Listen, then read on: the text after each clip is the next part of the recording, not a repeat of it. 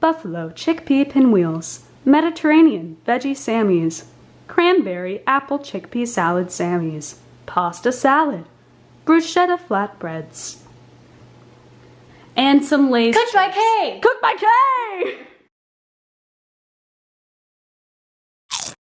I've never catered before. I mean, but 20, probably about 20 people to feed. And I'm just proud of myself for the fact that I like kept it under $10 a head.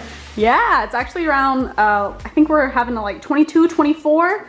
So it's a little over $7 a head for all vegan catering. Pretty solid. That's pretty solid, dude. Oh my God, wait, do the princess walk on the, do you think you could do it? Like, find it, the center. Oh, okay. Okay, Miss Congeniality.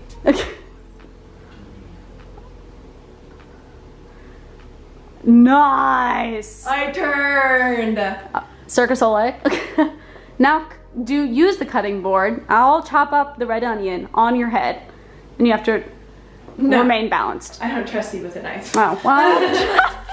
So I have every single dish that I'm making, and now I have to the side today and then tomorrow for each thing. So that way I can kind of have a little bit more of a like game plan written out as to what I'm going to prep and do today, and then like what's going to be for tomorrow. So for the cranberry apple chickpea salad tomorrow, cranberries and apples. Tomorrow, add plus sign. I'll add cran and apple. So I had to take a 20-minute recess to actually make a game plan because I like to jump into things without having much of a game plan. Cooking's exciting. Cooking's exciting. I'm just like, yeah, cooking, fun, yay. And then it's like, okay, wait, but I've never catered before. So now I have this nice and assembled. Great. This is a document that I made previously that kind of just has like the rough ingredients of things. And then I have the pasta salad recipe pulled up that I'm using, and the cranberry apple chickpea salad sandwiches that I'm making pulled up as well. Nice, nice. What are we starting with? Well, I have put this water here, so I'm gonna turn this on so that way it can get to boil. 2 ounces dry, but like how much does... my understanding of how pasta expands and gets big whenever you cook it. I got nothing in there. Yeah, I'm like, We'll just cook the boxes, and we may have a gargantuan amount, but a gargantuan is good because it's pasta salad, baby. Ogre. Ogres? Ogres? Ogre's not? No, ogre's not today. What else did I need? It's yelling at me! I'm sorry. I'm sorry. I'm sorry. I'm sorry. I'm making it again. I feel like I was missing something. Where did I put the tomato? A giant thing of follow your heart vegan eyes. Follow your heart. That'll work. Let's get straight. Okay. Yogurt. What'd you call it? Ogre? Ogre. Ogre. 5 on the dot. Nice, dude. What? I wonder if it tastes good. Plain yogurt? I hate the way plain yogurt tastes. Disgusting. D, I don't know what you're thinking. Oh my, you look like a cat who like accidentally had something spicy.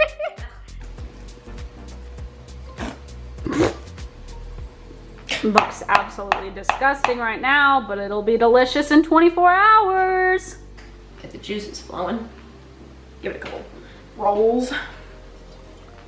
How do you do it? You put it on like that, and then you zest the lemon. Well, it works well enough now, doesn't it? It's like, but well, that's not. But that's how you do the thing, and then you put the thing in the thing. it doesn't fit like that. Because that's how it catches the juices, right? Do you think? Oh!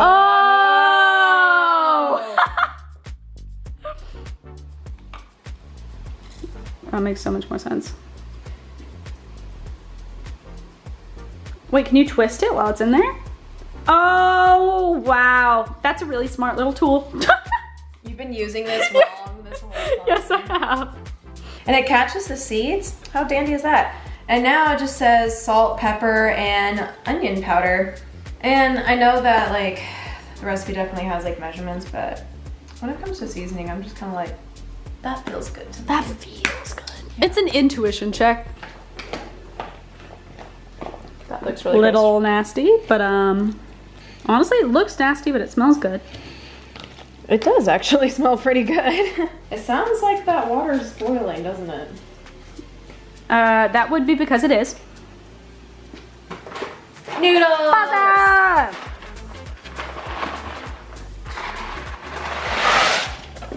Beautiful. Uno.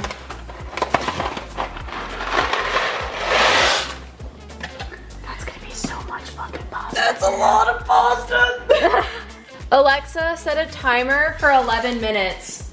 And just to make sure that there's no accidental overboil, I'm putting the wooden spoon there. Smart, smart.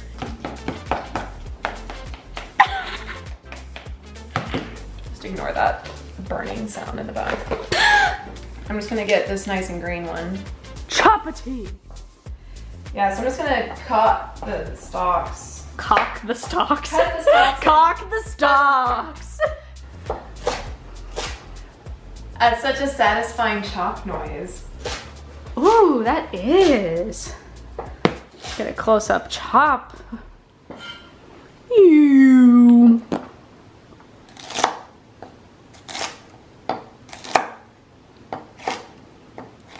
Good chop sound.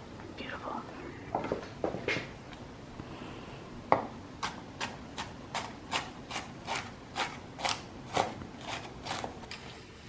Yep. That's definitely plenty of, like a good proportion of celery. Ain't no laws when you drinking claws, baby. I believe in you. This is a lot of noodles. Literally almost full to the brim.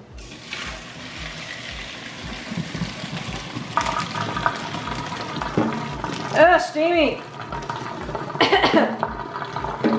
And the reveal. Holy crap. Oh, we did it. My pasta. Yeah! Noodles. Pasta, pasta, pasta, pasta.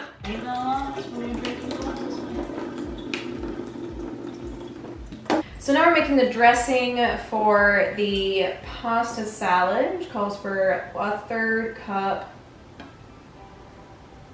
I should probably assess the fact that I don't know how much pasta this recipe used.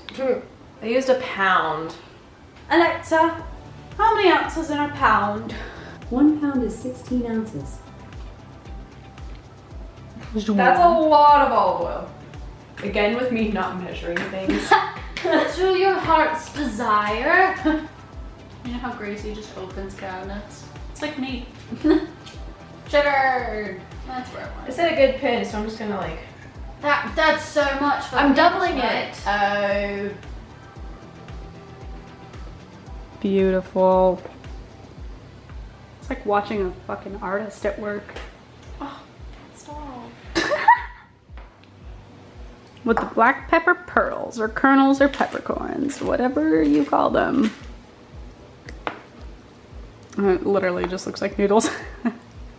Well, that's all it is right now. Well, it with looks some like stuff. delicious. The little pen dance. Clickety clack, click clack, clickety clack, click clack, clickety clack, click clack. So now I'm going to make the buffalo chickpea mixture for the pinwheels. I don't know. How's that look?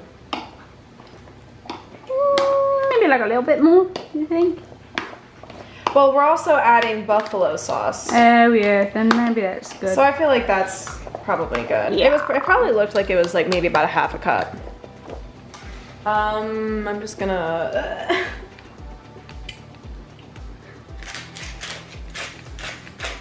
Maddie, no.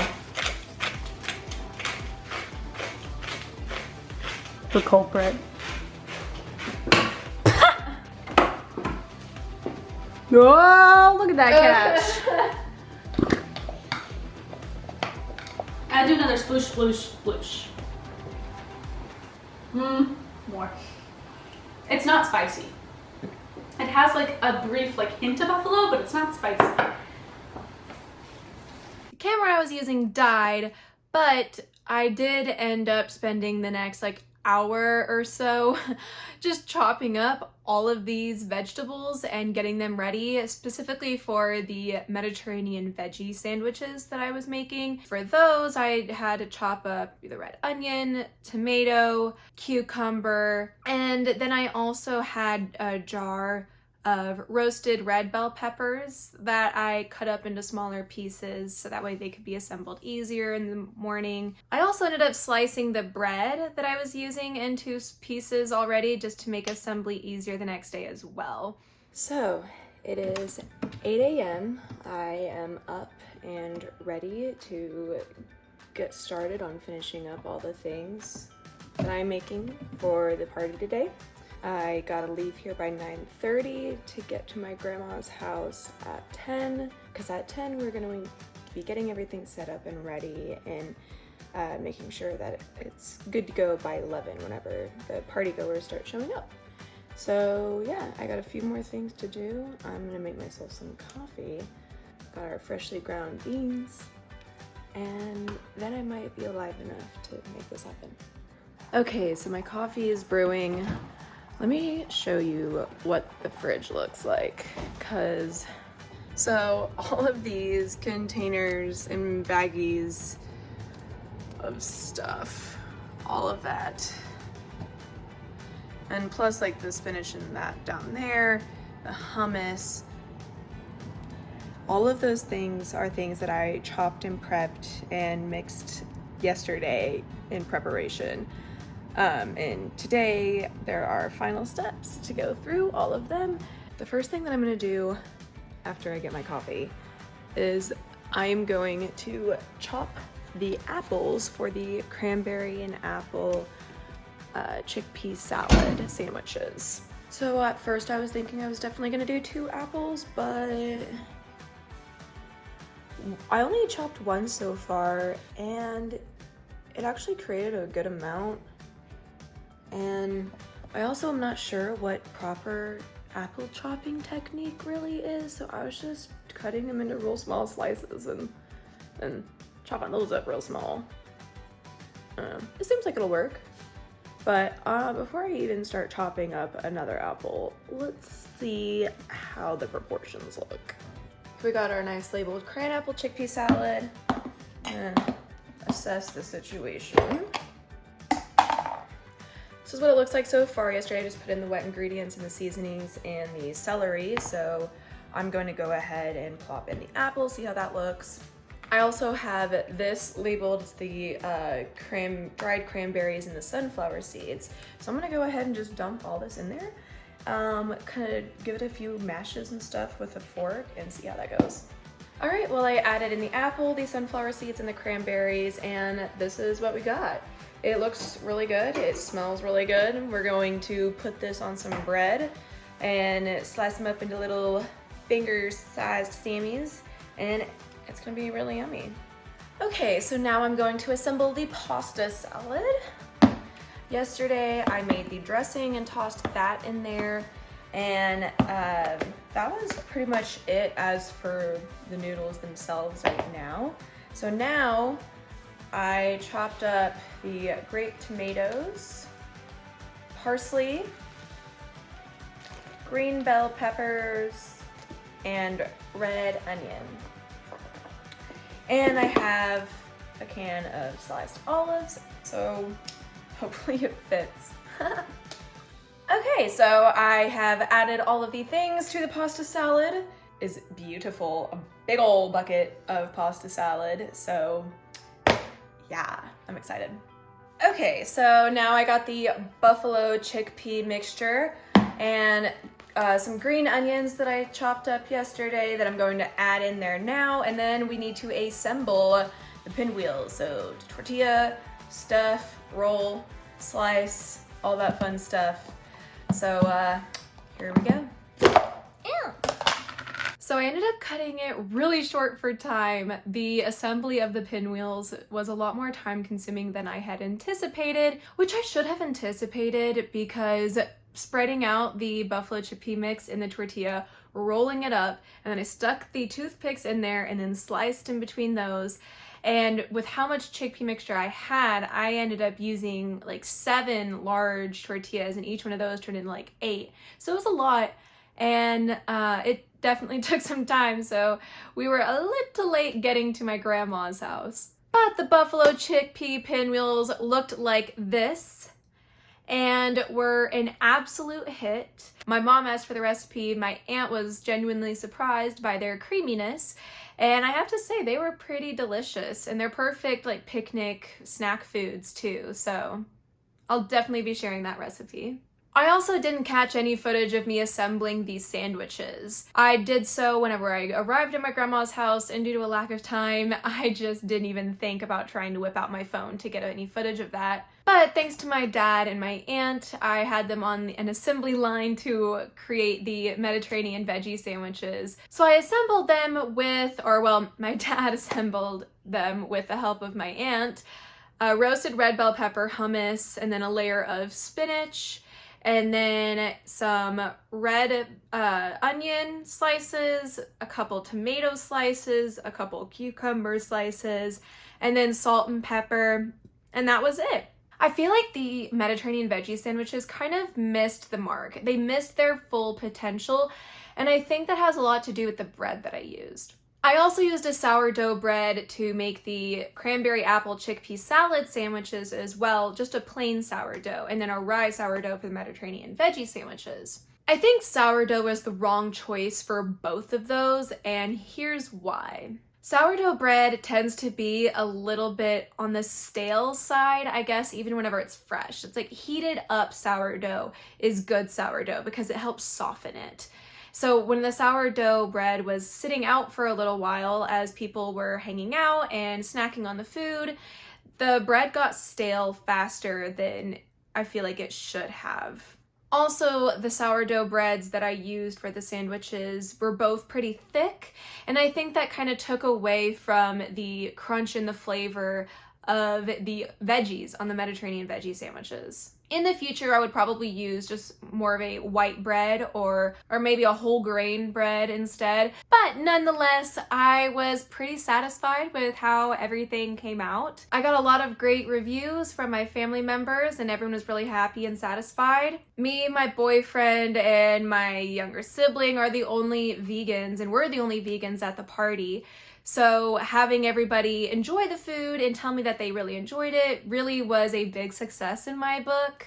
I was nervous that making 100% plant-based food for people who aren't vegan would be a challenge. And it was, don't get me wrong. I am glad that I chose not to use any tofu or tempeh or seitan in any of the recipes, but I know that it's an acquired flavor profile and that people who are used to eating meat would not be satisfied or content with that sort of flavor profile. Overall, I would say that I enjoyed the experience, and catering was enjoyable in the sense that I love feeding people. I love making food for people, especially people that I care about. So being able to provide a, well-rounded, healthy variety of delicious foods that are 100% plant-based to my family and them enjoy it was very, very fulfilling for me.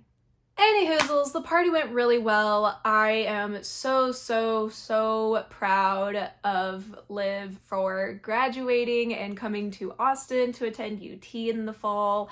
Hook 'em horns. And I'm pretty satisfied with how my catering experience went. Might do it again in the future. Who knows? And let me know what you think in the comments down below. Let me know if you liked the more vlog style, because that's something new that I did and I had a lot of fun with it, especially with having Liv behind the camera. Yeah, subscribe to my channel, check out my blog, kaylinwester.com, like this video, and yeah. Just remember, pretty people eat plants. all muscle. I really was. 8-year-old, What you were happened? like, try me. I had to get an ammonia shot, and I had like 3 people pinning me down, and then one person gave me a shot. Like they pinned me down on my